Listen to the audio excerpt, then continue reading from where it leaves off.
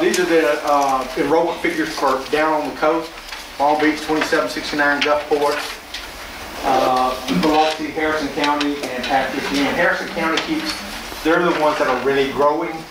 Biloxi and Gulfport are the same, kind of like we are. Everything is still going north of I-10, and that's the problem right now. So that's the trend, it seems like. Let's move to the assessed valuation. This is right now. We had a big for the last couple of years. We've been coming up short on our ad valorem taxes. Didn't know why. Didn't know. Come to find out, it was all because there were adjustments being made that we never knew about. And so these figures reflect what I got as of June. We've already been back over there. They actually say we're worth $122 million. Now last year we were worth $110 million. Now we know right off the bat we're about 3.5 of it was, but after that, all I have to go by are the figures that they actually, that they send over to us saying this is what you're worth. The way that millage comes about, you're taxed based on these property values. Residential property, you're taxed based on 10% if you're homestead, if you have homestead reimbursement, 15% if it's something else for real property. Personal property is 15% of the value, and motor vehicles and public utilities are 30% of the true value. Once again, the assessed valuation, the part that bothered us is we were kind of getting a double whammy on our ad valorem because the MAP formula figures something in called local contribution. They think that, that the state says that that we're going to subtract the value of 28 mills or 27% of the MAP formula, whichever is left. Well, for us, it's always the 28 mills. But that figures out to be $2-point-something million. So, like, our formula figures out to where, like, hypothetically, they're going to send us $13 million, but then local contribution is $2 million, so they subtract that out and we get $11 million net. Well, they're assuming, that assumption is that we're getting that $2 million locally. And in the past several years, we have not been. I'll show you another slide in a minute talking about assessed valuation, but this will be something interesting for the school board.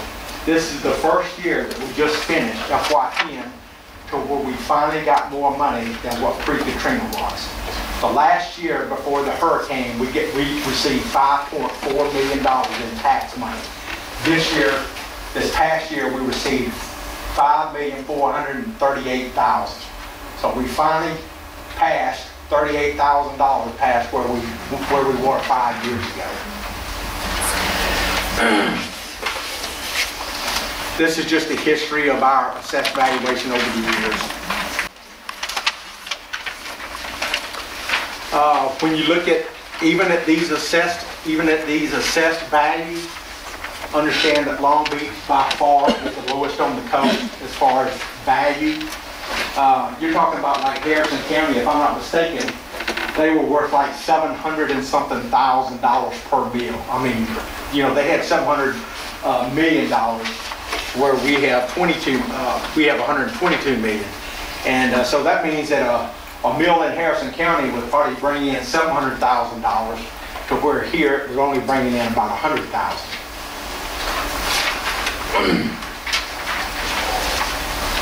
Millage levies for Long Beach. There's no real, like I said at the very beginning, we don't have a tax increase. We really haven't had one for the last 6 years, even though it shows that, we did have one, but when we went from 59.75 to 60.42, that was the 0.67 mills that was put on for the collection of the ad valorem taxes. They were withholding that out of what they should have been giving us, and the collection of the taxes should have been dealt with by separate things, so that's why that 0.67 mil. But for the last 3 years, once again, we're capped at 55 mills. Unless we have a referendum, there is no other way than to get just what 55 mills will produce. Property tax on a 100,000 home with homestead. this just kind of like takes you through the thing. You take that assessed valuation, so you take the 100,000 times 10%, which would be 10,000, and then you would say it times your millage rate, which is 60.42 mils. So you'd say 10,000 times 0.06042, and you're going to come up with that amount. And then obviously you get to subtract your homestead reimbursement up to $75,000 value, which is $300 reimbursement. So that leaves you with a tax bill of about $304. And as you can tell, that just shows you that it's the same thing for the last several years. Now understand, when I say this, I'm telling you about Long Beach School District. The county, I don't know I don't know if the county went up. You know, as a resident, you pay taxes for the county. You also pay them for the city. So if there's any changes there, then your tax bill would obviously either increase or decrease based on what the other two entities do. But as far as the school is concerned, we've been at 60.42 mils, and it doesn't look like we're going anywhere anytime soon other than that. Our sources of revenue: local 7.3 million, state 12 million. State makes up 49%. Our federal makes up 21%. That used to be about, federal for us used to be about 10%. But because of all the ARA funding that's still on the books, which is excess of $1 million, that's why that figure's so high. And then local, obviously, is just 30%, which is mainly our ad valorem. We'll go to that one now, on our local revenue. What makes up your local revenue? Ad valorem taxes, the gaming tax that we share with all 5 school districts down here on the county, the athletic gate receipts, every day when your kids buy school lunches, and then what little we get on earned interest. We had $9 million in the bank. We used to get like $29,000 a month, and I'm getting about $2,000 a month now. So ad valorem is going to make up about $5.6 million of that figure, and then gaming is going to make up about $377,000 of it. And like I said, we can actually say for the first time now that our ad valorem taxes, we're exceeding where we were 5 years ago with Katrina. State sources, obviously the biggest contributor to our budget is MAP, Mississippi Adequate Education, and homestead reimbursement.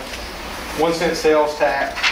Like I said, and the MAP part, like I said, that's based on a base student cost of $4,901 times each of our kids in ADA.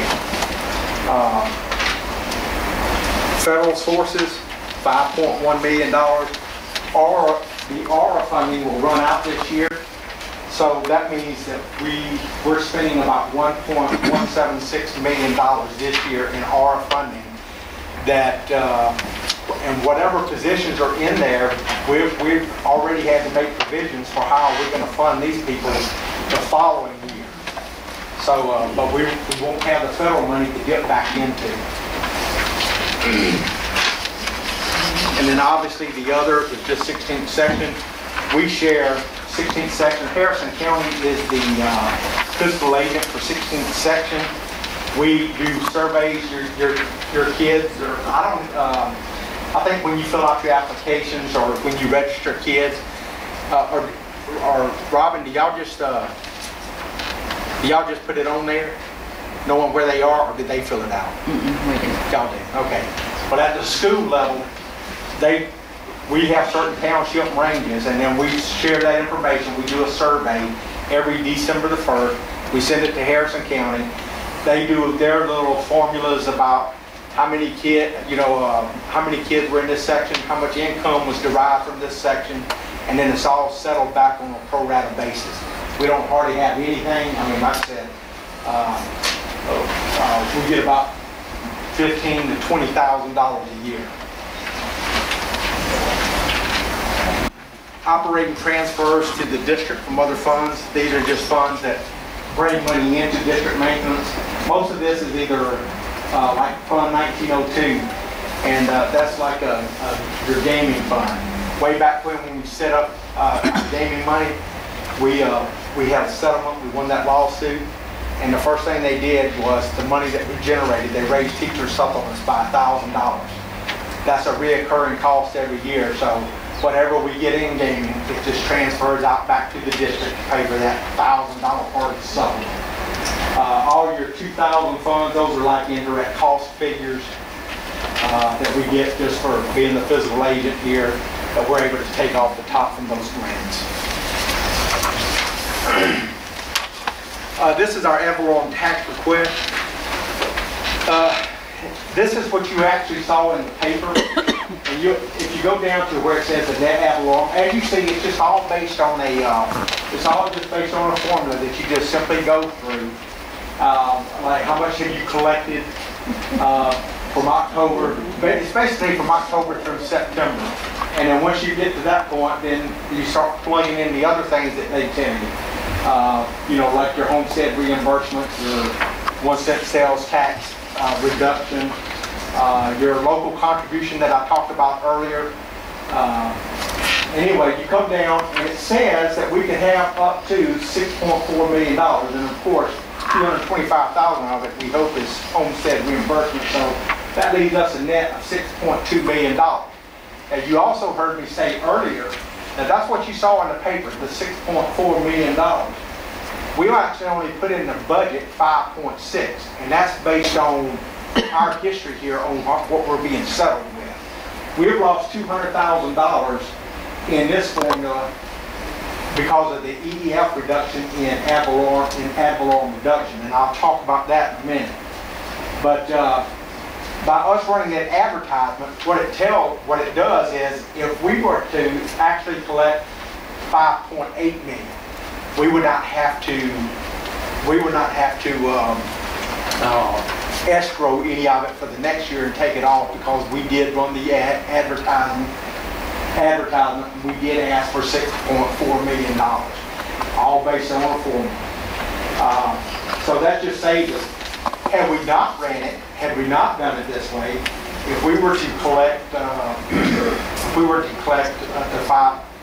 5.8, we would have had to escrow anything above what we had this past year, which was 5.4. So that means we would have lost $400,000 if that's what it comes to.